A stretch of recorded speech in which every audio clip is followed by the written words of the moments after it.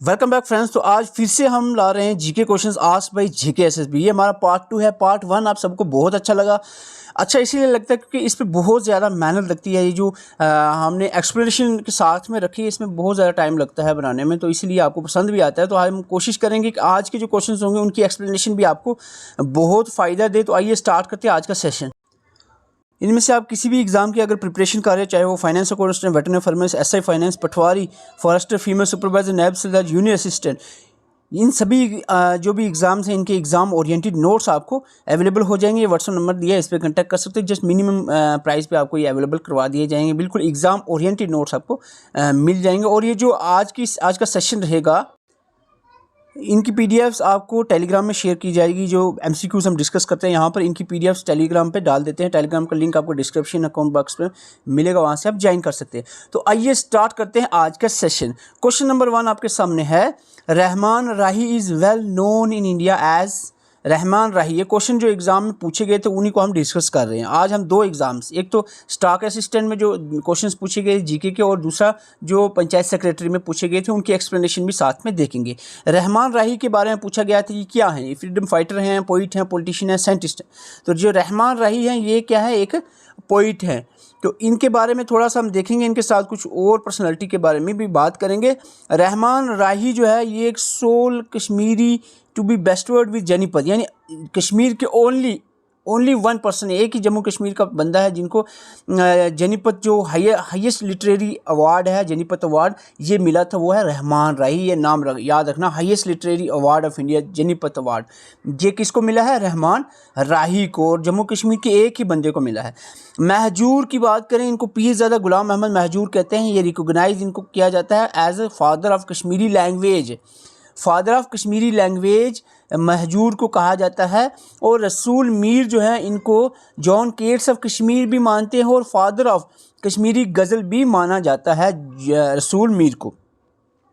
जिंदा कोल जो है was the first Kashmiri poet to win the Sahitya Akademi award. हालांकि इसके बाद और भी अदर्स को मिला है साहित्य अकेडमी अवार्ड, लेकिन कश्मीर के पहले बंदे जिनको साहित्य अकेडमी अवार्ड मिला था ऐसे पहले पोइट, उनका नाम जिंदा कोल है। उसके बाद अगर हम बात करें, रामनाथ शास्त्री का नाम भी आपको जम्मू कश्मीर में सुनने को मिलेगा, क्योंकि ये इनको फादर ऑफ डोगरी माना जाता है। As he broad Dogri language and at national level पे डोगरी लैंग्वेज को ये लेकर गए हैं। रामनाथ शास्त्री एक डोगरी पोइट हैं ये।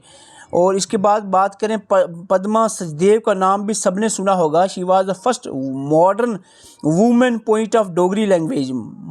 First modern women of poet of Dogri language हैं ये पद्मा सचदेव। बहुत सारे अवार्ड्स इनको मिले हैं, बहुत सारी इन्होंने कविताएं, लिटरेचर्स लिखे हैं।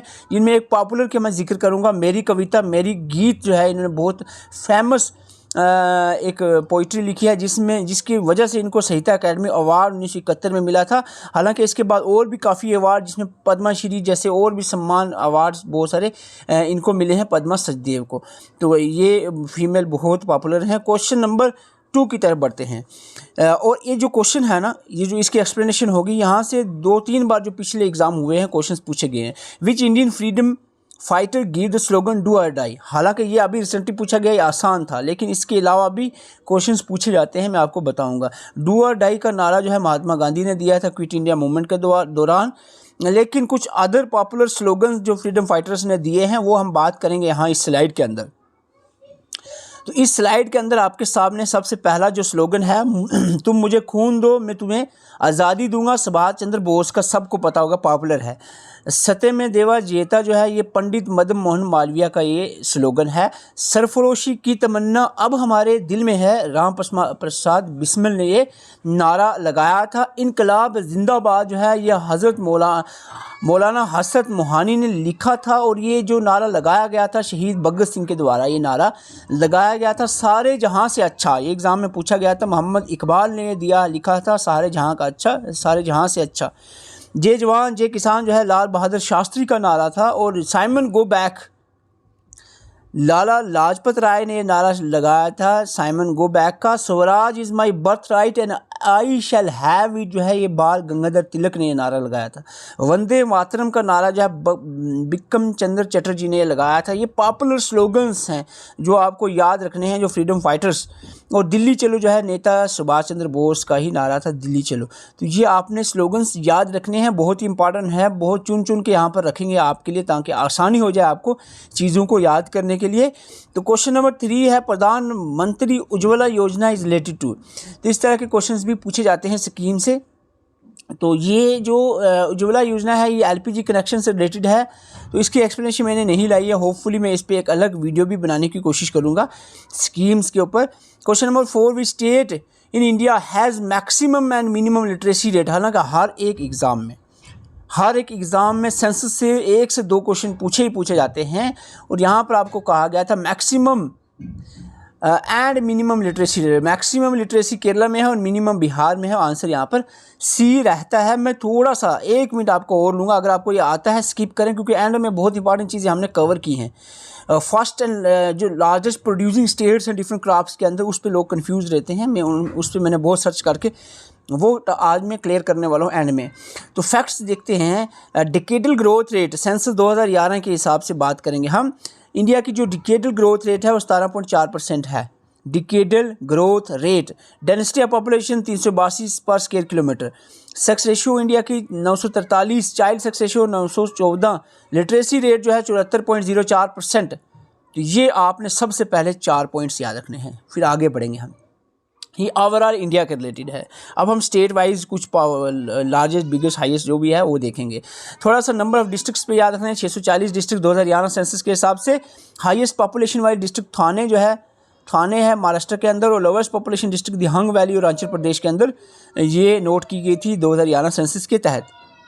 आगे बढ़ते हैं हम। पॉपुलेशन हाईएस्ट और lowest, area highest and lowest. Population highest जो है वो यूपी के अंदर है, लोवेस्ट सिक्किम के अंदर पॉपुलेशन देखने को मिली है। एरिया की बात करें, लार्जेस्ट एरिया राजस्थान का, और लोवेस्ट स्मॉलेस्ट एरिया जो है वो गोवा स्टेट का है। ये आपको याद रखना है। आगे बढ़ते हैं। अब हम बात करेंगे पॉपुलेशन डेंसिटी की। पॉपुलेशन डेंसिटी में हाईएस्ट पॉपुलेशन डेंसिटी बिहार की 1106 पर स्क्वायर किलोमीटर, और लोवेस्ट डेंसिटी अरुणाचल प्रदेश की है जो कि सिर्फ 17 लोग जो है पर स्क्वायर किलोमीटर एवरेज पाए जाते हैं।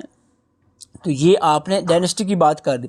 लिटरेसी में देखें तो हाईएस्ट केरला की और लोवेस्ट बिहार की लिटरेसी। अभी क्वेश्चन भी इसी तरह से पूछा गया जिस तरह से मैंने लिखा हुआ था।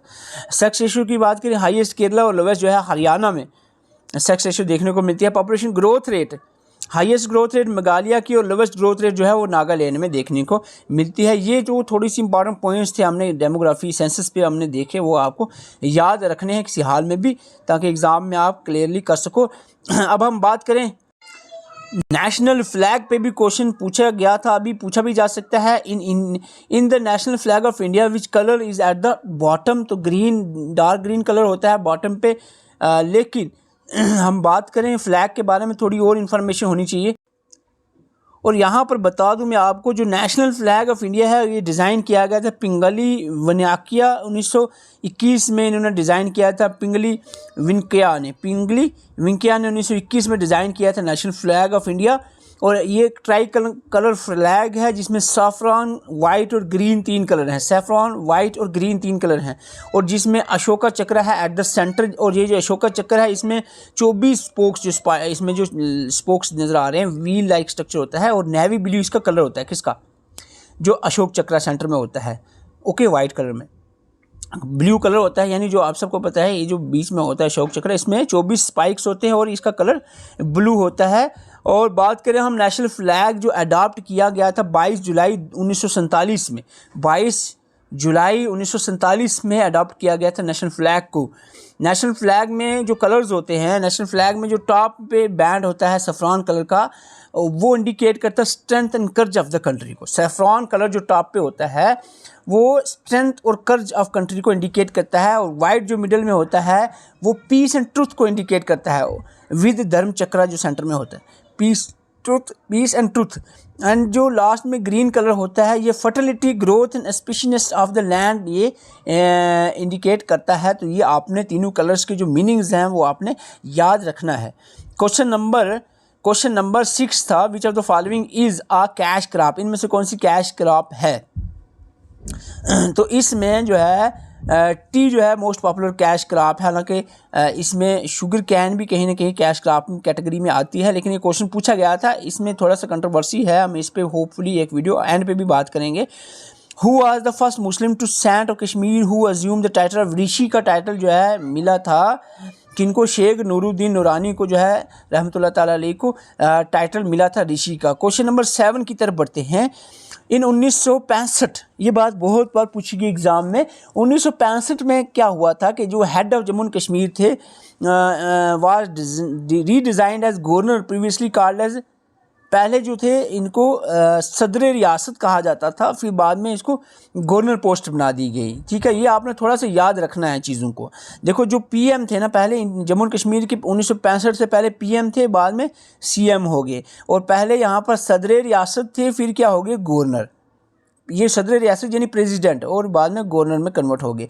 यहाँ पर क्वेश्चन ये भी बन सकते हैं आपको कि बन सकते नहीं, बहुत बार एग्जाम में पूछा गया और रिपीटेडली ये पूछे जाते हैं। फर्स्ट प्राइम मिनिस्टर कौन थे जम्मू एंड कश्मीर के? मेहरचंद महाजन। अब पूछा जाए फर्स्ट चीफ मिनिस्टर कौन थे? गुलाम मोहम्मद सादिक। और ये जो गुलाम मोहम्मद सादिक 1965 में जब चीफ मिनिस्टर की पोस्ट बनी ना, ये प्राइम मिनिस्टर भी लास्ट यही थे 1965 में, जब कन्वर्शन हुई यहाँ पर प्राइम मिनिस्टर से चीफ मिनिस्टर में, तो ये गुलाम मोहम्मद सादिक ही चीफ मिनिस्टर बने। ठीक है, last prime minister, first chief minister Ghulam Mohammad Sadiq. First governor JNK के डॉक्टर करण सिंह बने हैं, और फर्स्ट चीफ जस्टिस, ये भी आपको पूछा जा सकता है, हाई कोर्ट जो 1928 में बना था, Jammu and Kashmir high court 1928 में बना था, और लाला कुंवर सेन जो हैं, लाला कुंवर सेन जो है, ये first chief justice of high court of Jammu and Kashmir बने थे। क्वेश्चन पूछा गया था, तो उड़ी dam is located on which river of Jammu and Kashmir? उड़ी डैम कौन से रिवर पे है? और इसका आंसर आप सबको पता होगा, झेलम रिवर पे है उड़ी डैम। लेकिन मैं थोड़ा सा ब्रीफली यहाँ पर बात करने की कोशिश करूँगा कुछ इंपॉर्टेंट प्रोजेक्ट्स की, जैसे कि बगलियार, रैटल और डल हस्ती। ये 3 ऐसे हाइड्रो इलेक्ट्रिक पावर प्रोजेक्ट्स हैं जो चिनाब रिवर पे हैं। ठीक है, और मोहरा जो कि सबसे पहला हाइड्रो इलेक्ट्रिक प्रोजेक्ट है, झेलम पे है, उड़ी भी झेलम पे है। मोहरा और उड़ी कहाँ पर है? झेलम रिवर पे हैं, या आपने याद रखने हैं। क्वेश्चन नंबर 9 की तरफ बढ़ते हैं। पैमपुर की जो अपलैंड्स होती हैं, लोकली इनको वुडर कहा जाता है, in the Srinagar Jammu and Kashmir, are the great source of revenue from which of the, आपको पता है वुडर जो होती है ना अपलैंड्स, इनमें सैफरान ग्रो की जाती है पैमपुर एरिया में, तो सैफरान इसका आंसर रहेगा। क्वेश्चन 10 की तरफ बढ़ते हैं। ये क्वेश्चन भी रिपीटेडली पूछा गया है। Who are the ruler of Jammu and Kashmir to sign the instrument of accession? Instrument of accession जो है साइन किया गया था महाराजा हरि सिंह के द्वारा, और मैं यहाँ पर ऐड ऑन करने की कोशिश करूँगा कि जो इंस्ट्रूमेंट ऑफ एसेशन है, यहाँ पर आप सबको पता है रिसेंटली जो इंस्ट्रूमेंट ऑफ एसेशन है 26 अक्टूबर है, इसमें छुट्टी भी होती है, और जो इंस्ट्रूमेंट ऑफ एसेशन है ये 26 अक्टूबर 1947 में साइन हुआ था, जिस वक्त जब क्या हुआ था कि the Maharaja Hari Singh sign the instrument of accession, एक लीगल डॉक्यूमेंट था that ceded the JNK to the domain of India, जिसने JNK को इंडियन डोमेन के अंदर इंक्लूड कर दिया था as per the Indian independence act 1947 के तहत। और इसके बाद में 2 ट्रीटी यहाँ पर लास्ट एक वीडियो हमारे चैनल पर गई थी, इसमें हमने करेक्शन करवाई थी। मैं यहाँ पर बिल्कुल आपको याद करवाने की कोशिश करूँगा कि 2 ट्रीटीज आपने याद रखनी है। ट्रीटी ऑफ लाहौर जो 9 मार्च 1846 में हुई थी, और most important sale deed of JNK, Jammu and Kashmir की जो सेल डीड है, ट्रीटी ऑफ अमृतसर जिसको कहते हैं, जिसमें महाराजा गुलाब सिंह ने 75 लाख का जम्मू एंड कश्मीर को खरीदा था अंग्रेज़ों से, 16 मार्च 1846 में हुई थी। ये डेट आपने याद रखनी है, 16 मार्च 1846 में अमृतसर ट्रीटी हुई थी, जिसमें महाराजा गुलाब सिंह ने जम्मू एंड कश्मीर को 75 लाख में ख़रीदा था अंग्रेज़ों से। क्वेश्चन नंबर 11 की तरफ बढ़ते हैं। नोन है समुद्रगुप्ता ऑफ कश्मीर, ये 2 बार क्वेश्चन पूछा गया, एक तो समुद्रगुप्ता पूछा गया, उसके बाद जो है नाइटिंगेल ऑफ कश्मीर पूछा गया। तो समुद्रगुप्ता जो है ललित अद्वितीय को कहा जाता है समुद्रगुप्ता ऑफ कश्मीर, और ये जो क्वेश्चन हैं यहाँ पर दोनों क्वेश्चन पूछे गए थे, समुद्रगुप्ता ऑफ कश्मीर ललित अद्वितीय, Nightingale of Kashmir Habba Khatoon, Akbar of Kashmir Zainul Abidin, Aurangzeb of Kashmir सुल्तान सिकंदर। ये क्वेश्चंस पूछे जा सकते हैं। क्वेश्चन 12 की तरफ बढ़ते हैं। क्वेश्चन 12 आपके सामने है, विच of the following passes is located in Jammu and Kashmir? ये क्वेश्चन पूछा गया था, JNK UT में से कौन सा पास है? तो आपको मैं बता दूं, सामने लिखा हुआ आपको नज़र आ रहा है, पीर पंजाल एरिया में पाया जाता है बनिहाल पास, ये जम्मू एंड कश्मीर में है, बाकी तीनों जो है वो जम्मू एंड कश्मीर में नहीं है। मैं यहाँ पर बात करना चाहूँगा पासिस के ऊपर ब्रीफली। बनिहाल पास जो कि जम्मू एंड कश्मीर के Pir Panjal area middle Himalayas में आता है, बारालाचा हिमाचल प्रदेश में आता है, बोमडीला जो है अरुणाचल प्रदेश, एंड डिफू जो है पास ये अरुणाचल प्रदेश में आता है, लिपलीक पास पास जो है उत्तराखंड में है, नथुला पास जो सिक्किम में है। ये कुछ इंपॉर्टेंट पासिस आपने याद रखने हैं जो मैं आपको यहाँ पर मेंशन किया है मैंने। Question number 17। अब आती है बात, यहाँ पर बहुत सारे स्टूडेंट्स कंफ्यूज रहते हैं। अब मैं यहाँ पर 2 मिनट लूँगा इसके एक्सप्लेनेशन में। विच of the following is the highest milk producing state, ये पंचायत सेक्रेटरी एग्जाम में पूछा गया था। तो मिल्क प्रोड्यूसिंग स्टेट हाईएस्ट कौन सी है, तो राजस्थान जो है इसका आंसर रहेगा। और मैं यहाँ पर आपको क्लियर करने की कोशिश करूँगा, सिर्फ 2 मिनट लूँगा। अगर आपको ये सारी चीज़ क्लियर है तो स्किप करके आगे जाओगे, लेकिन मैं याद करवाने की कोशिश करूँगा। यहाँ पर देखो, सबसे पहले हम बात करेंगे 3 इंपॉर्टेंट क्रॉप्स की जो है आपकी खाने में जो आती हैं, आटा चावल वगैरह। राइस, व्हीट एंड मेज। राइस जो है वेस्ट बंगाल लार्जेस्ट प्रोड्यूसर है, व्हीट में यूपी और मेज में कर्नाटका लार्जेस्ट प्रोड्यूसर है। सबसे पहले ये आप याद करके अलग कर दो, क्योंकि ये सबसे मेन जो अनाज है आपका सीरियल है। Rice waste Bengal, wheat Uttar Pradesh और मेज जो है वो कर्नाटका है। आप इसको ट्रिक बनाओ, जो भी करो, जिस तरह से भी याद करना है कर लो। इसके बाद हम पल्सिस की बात करें, राजस्थान इसका लार्जेस्ट प्रोड्यूसर है।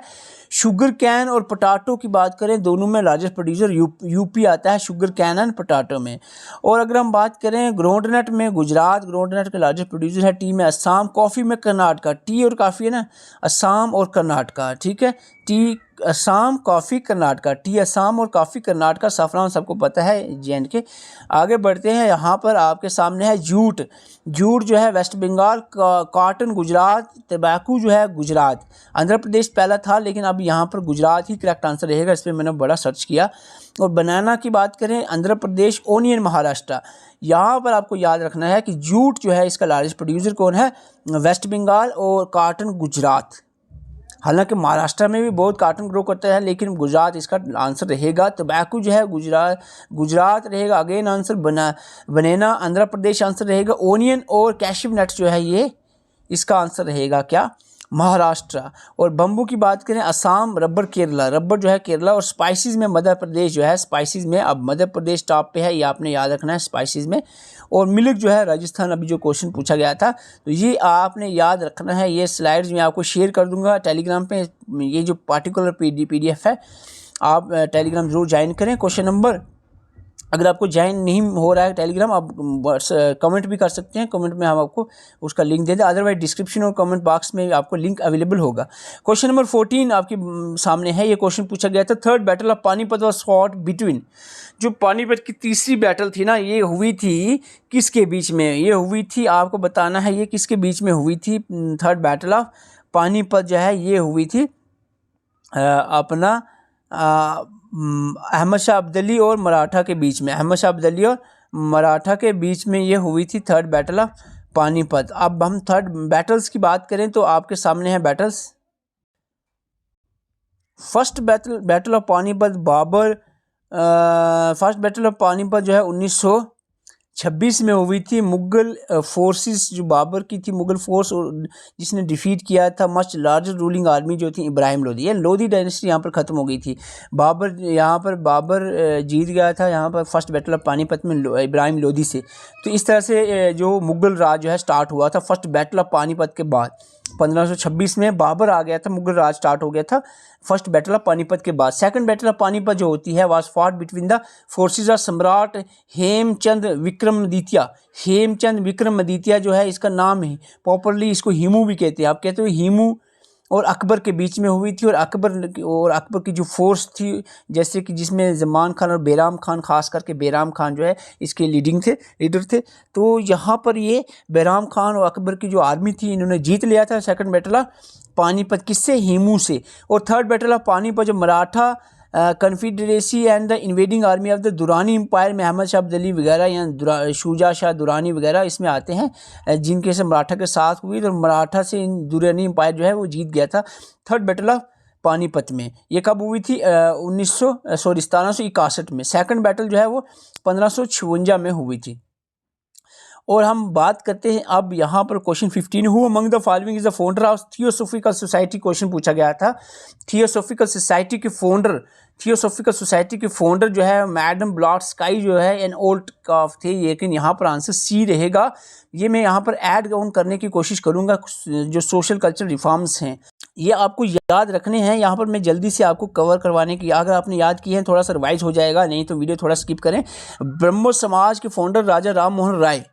आर्य समाज के फाउंडर स्वामी दयानंद सरस्वती, रामकृष्ण मिशन के फाउंडर स्वामी विवेकानंद। ये 3 पॉपुलर समाज थे, ये आपको याद रखना, ठीक है। ब्रह्मो समाज, आर्य समाज, रामकृष्ण मिशन। ब्रह्मो समाज राजा राम मोहन राय, आर्य समाज स्वामी दयानंद सरस्वती, रामकृष्ण मिशन स्वामी विवेकानंद। आगे बढ़ते हैं, इसके बाद आता है हमारा प्रथाना समाज आत्माराम पांडुरंगी, धर्म सभा राधाकांत देव और वेदर जो समाज था वेदर समाज सिद्धाली नायडू। ये 3 आपने याद रखने हैं। प्रथाना समाज आत्माराम पांडुरंग, आपको कि याद ही नहीं होती। बहुत से स्टूडेंट्स मैसेज करते हैं याद ही नहीं होता, बहुत पढ़ा, सब कुछ किया, नहीं सिलेक्शन हो रही। वैसा मेहनत करनी होती है बार बार। ये मैं 150 बार पढ़ चुका हूँ खुद इसको, इतनी बार, और मैं रिपीटेडली अपने चैनल पे चीज़ों को रिपीट करता रहता हूँ जानबूझ के। आप सोचेंगे यार ये तो पिछली वीडियो में पढ़ाया था इसने, फिर क्यों लिया? मुझे इतना याद नहीं है कि मुझे पता है पिछली वीडियो में पढ़ाया होगा, लेकिन इसलिए रिपीट करता हूँ ताकि आपको याद हो जाए चीज़ों। एक बार मैंने पढ़ दिया आपको याद नहीं रहेगा। Young Bengal movement, Henry Louis Vivian जो है, ये क्वेश्चन पूछा जा सकता है। इसके बाद के ना यहाँ पर ये यंग बंगाल से नीचे नहीं, ये पूछे जा सकते एग्जाम में, मोस्ट इंपॉर्टेंट है। Young Bengal movement, Henry Louis Vivian, Indian National Social Conference, M G Ranade, Raghunath Rai, theosophical society, madam L Blavatsky, H Olcott. And हम बात करें servants of Indian society, G K Gokhale, हरिजन जो है एम के गांधी, और सत्य शतक समाज जो है ज्योति फुले। तो ये आपने जो एंड में आपको यंग बंगाल मूवमेंट से आगे बताए हैं, ये आपको एग्जाम में डेफिनेटली पूछे जा सकते हैं। ये जिस पे हम अभी एमसीक्यूज देख रहे थे, ये जो पर्टिकुलर पीडीएफ है, ये स्लाइड्स हैं, आपको टेलीग्राम पे शेयर की जाएंगी। टेलीग्राम आप ज्वाइन कर सकते हो। और इसके अलावा अगर आप एग्जाम ओरिएंटेड नोट्स चाहते हो, ये व्हाट्सएप नंबर ले सकते हो, स्क्रीनशॉट आप ले सकते हो। Thank you for watching. Channel पे नए चैनल को सब्सक्राइब जरूर करें और वीडियो को लाइक करते कि हम 3rd पार्ट भी इसका लाएँ।